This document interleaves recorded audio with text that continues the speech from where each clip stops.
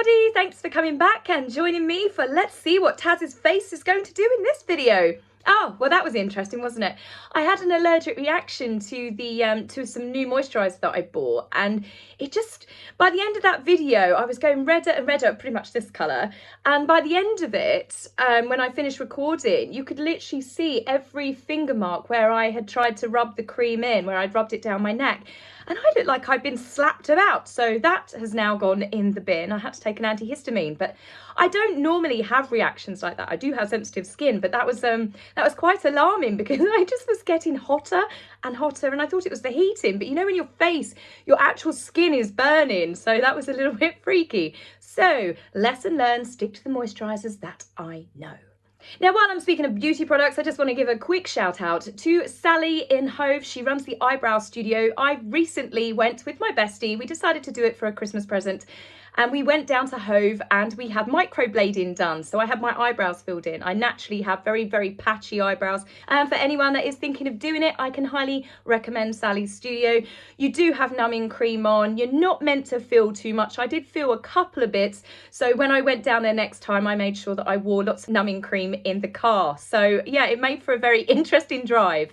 Now, all we've heard about recently is Harry. Meghan has disappeared, and as this news article said, you know, what about Kate?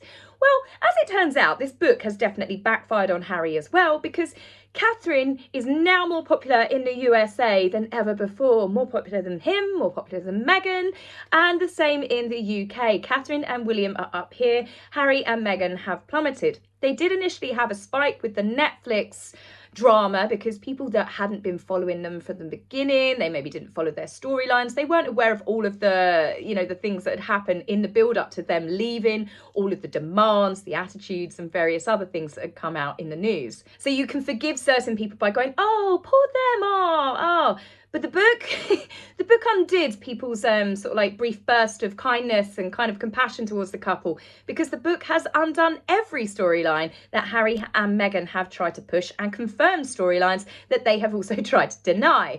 But yes, so Catherine is more popular than ever. And while we're speaking about Catherine, this artist I've spoken to a couple of times, they're absolutely amazing. They do beautiful designs of all these different famous people, famous women mainly, in these gorgeous dresses. Now, I came across Pietro when I was looking at Catherine's Jenny Packham dresses, and she's just done some wonderful images. So I'm trying to convince her to do a calendar for next year, because I'm sure there's plenty of us that would buy it.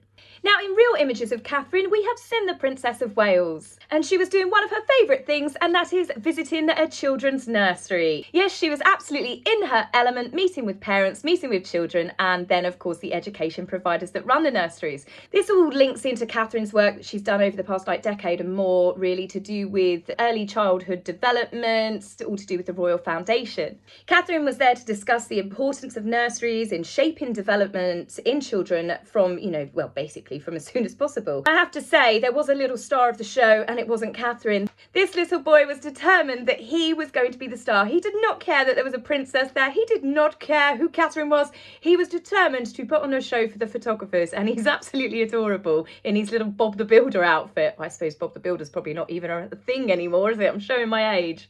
Now, the centre that Catherine was visiting is called Fox Cubs. It's a free childcare and education centre that encourages families to take part in arts and crafts activities with their children. Catherine was naturally in her element, playing with the children herself, and you can just tell she is absolutely loving every moment spending time with children. This is Catherine's biggest joy, I think, in life, and some of the fun things that she gets to do, with obviously still working alongside charities and drawing attentions to much needed educational centres for kids. Now, Prince William has also been spotted, and he was there to shine a light on a charity called, I can't say that anymore because of Meghan, darn it, but he was there to draw attention to a charity, a homeless charity, which is very close to his heart, called DePaul. Homelessness is definitely something that Prince William has, from a very young age, he has been very interested in learning more about it, finding ways that we can resolve the situation, especially when it comes to younger persons that are forced to live on the street. Now, I do believe this is something that Diana instilled in him at a young age, how incredibly privileged that they were and how they can use their privilege for good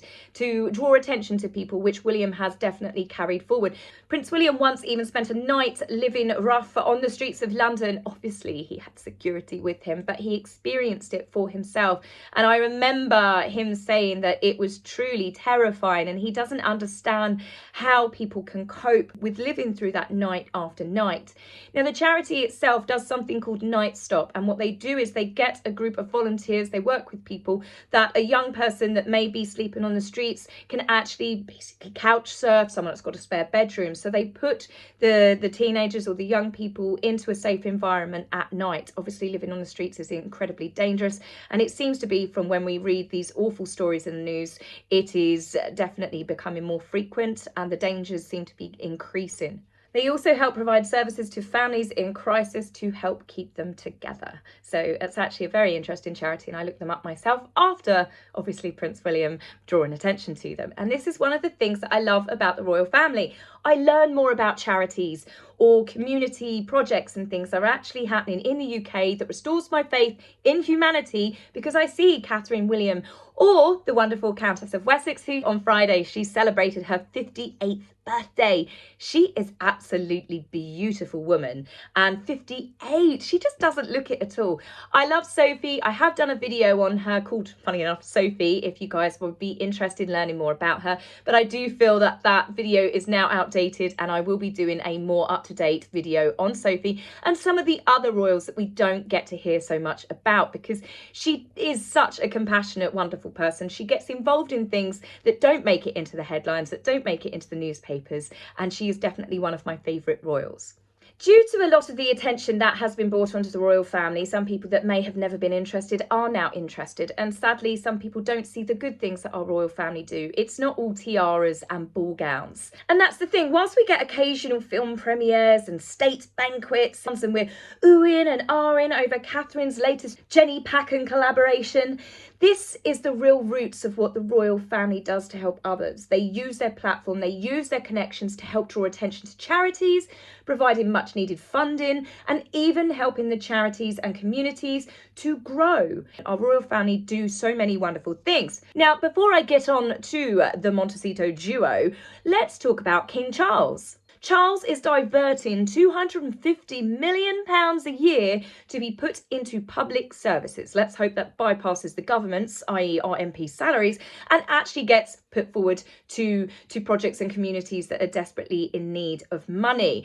Now, what this investment comes from is Charles has built, well, not himself, but he has invested in 6 wind farms. Now, I know wind farms do upset a lot of people. I don't know enough about them to really say one way or the other.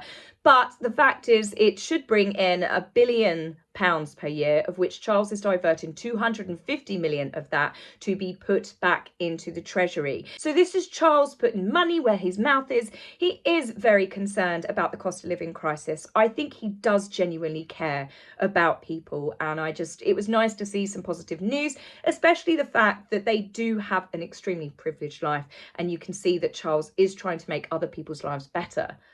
Now, let's talk about, well, I suppose we have to really talk about Harry, because Meghan has disappeared.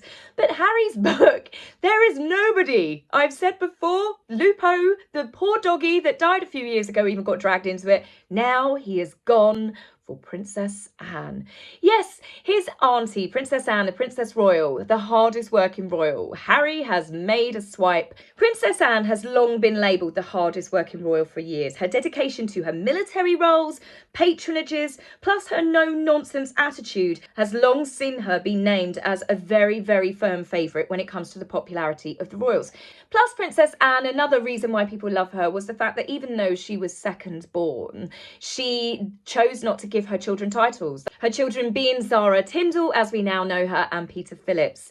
She chose not to give them titles because she wanted them to have a more normal upbringing. Obviously, without being titled, it allowed them to grow up with less constraints and less obligations and less expectations of careers and choices that they chose to make. So to attack Princess Anne, saying that it's rigged, that the hardest working royal, which is quite clearly her, it's all rigged, it's all set up, they're all in competition with each other. I'm sorry, I see a close-knit family that quite clearly love each other. The only people that I see that are not part of that family by their own choices and their own actions is Harry and Meghan. Now, for Harry to attack his auntie, to try and undo all of the good work that Princess Anne does by saying that she works too much, she's rigging it, you think to yourself, well, you worked too little. Harry has done nothing but for the past 3 years whinge and moan about the fact that he was overworked. He could barely get out of bed every day. Meghan was nearly driven to suicide because she was forced to work 72 engagements in 2 years. You know, get the violins out. Well, in this case, they've got a whole bloody orchestra, haven't they? But it's just absolutely ridiculous. So you're attacking now a member of your family who works hard because they worked hard. No, they didn't work hard. It was rigged. But, oh, we worked so hard, even though you hardly saw us at anything apart from when we were going on holiday. It's absolutely ridiculous. But as we've seen with the entire storyline that they're trying to peddle is ridiculous. It is fantasy. It is made up as he goes. And I have got another perfect example of a person that he has thrown under the bus, and this one is indeed very comical. He has thrown none other than their lapdog, perfectly named by Richard Eden, one of the royal reporters. So what has Omid done to justify such a thing? I mean, he is their chosen mouthpiece.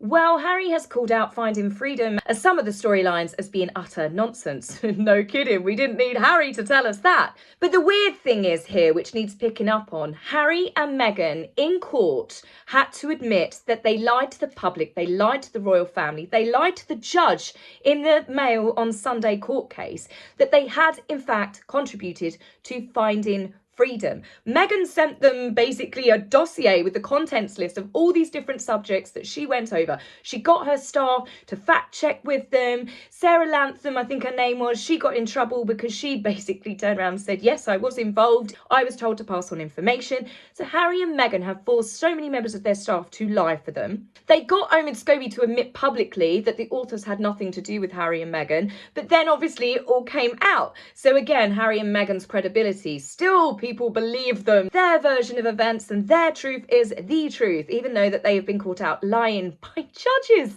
So Harry and Meghan were very much involved with Finding Freedom. It was their way that they could tell their story, their love story, in the run-up to them leaving and, of course, Finding Freedom, which we've seen backed up with Harry's, oh, we're on a freedom flight. So Omid did a segment in the book where he talked about all the security training that Meghan was given. How Meghan had security detail come to their house, they bundled her into the backs of cars, they taught her evasive manoeuvres when driving herself, they took her from place to place, they basically taught her kidnap training. And Omid said, you know, Meghan was told this and taught this before she was married, unlike Catherine that had to wait until afterwards. So bearing in mind this book has been out for a long time and Harry and Meghan have never said anything before. So this is the bit that Harry has now said is utter nonsense. It's not true. Meghan, in fact, didn't have any training. In fact, the royal family even said that they weren't going to give her any protection. The fact that Meghan was already living inside palace grounds just as a girlfriend, living at Nottingham Cottage, you know, the mere hovel that they happened to live in. You know, they had armed security with them everywhere Harry went, of course, because he was a senior working royal before the wedding. They had armed security with them at all times, even when they went on holiday, to the cost of taxpayers. But this narrative no longer works for them, because if you've seen the shift, those of us that remember, Harry and Meghan left to go on holiday because they wanted to spend time together. After being married, they were the young newlyweds, they had a young baby and they just wanted to have family time. That was the story that they told everyone when they disappeared for a 6-week holiday to Canada. As it turns out, they were being incredibly deceptive and were plotting and planning. But obviously the list of demands came out, and I know I've said this many times for those of you that have been a watcher, but for those of you that haven't, they made a list of demands. They wanted to remain senior working royals. They wanted to continue being part of the royal family, they wanted to live in Canada, and they wanted to cherry pick the events that they attended. They wanted to keep Frogmore Cottage, they wanted to keep their internationally protected person status, taxpayer funded security. They wanted to keep all of the perks whilst being able to earn money themselves. This was the original argument when the Queen turned around and said, you can't do that, and this is how Megxit all came about.